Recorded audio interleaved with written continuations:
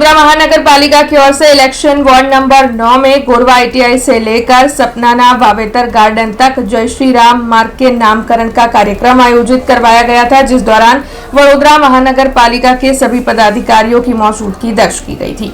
वडोदरा शहर के पश्चिम इलाके गोरवा ITI नारायण गार्डन रोड को जय श्री राम नाम दिया गया है। वार्ड नंबर 9 के कॉर्पोरेटर श्री रंगायरे की ओर से जुलाई 2024 में म्यूनिसिपल कमिश्नर को इस मामले की पेशकश की गई थी कि अयोध्या में भगवान श्री राम की मूर्ति विराजमान हुई है। उसी तरीके से गोरवा ITI से सपनाना वावेतर नारायण गार्डन तक की सड़क का नाम जय श्री राम मार्ग किया जाना चाहिए, जिसे सभा में मंजूरी दी गई थी। जिसके बाद आज वडोदरा शहर के पश्चिम विभाग वडोदरा महानगर पालिका की ओर से इलेक्शन वार्ड नंबर 9 में नामकरण कार्यक्रम का आयोजन करवाया गया था। Lotus plaza Gotri Lakshmipura road पर यह कार्यक्रम आयोजित हुआ था, जिसकी शुरुआत भगवान श्री राम की प्रतिमा पर पुष्पांजलि अर्पित करते हुए और दीप प्रागट्य कर करवाई गई थी। जिसके बाद तख्ती का अनावरण किया गया था। इस दौरान वडोदरा के मेयर पिंकीबेन सोनी, डिप्टी मेयर चिराग बारोट, स्थायी समिति के चेयरमैन डॉक्टर शीतल मिस्त्री, सयाजीगंज विधानसभा के विधायक केयू रोकड़िया, वडोदरा शहर भाजपा के कारोबारी सदस्य और पूर्व councillor Rajesh Ayare, ward number 9 के युवा काउंसिलर श्री रंगायरे, नरसिंह चौहान, सुरेखाबेन पटेल समेत वार्ड प्रमुख और कार्यकर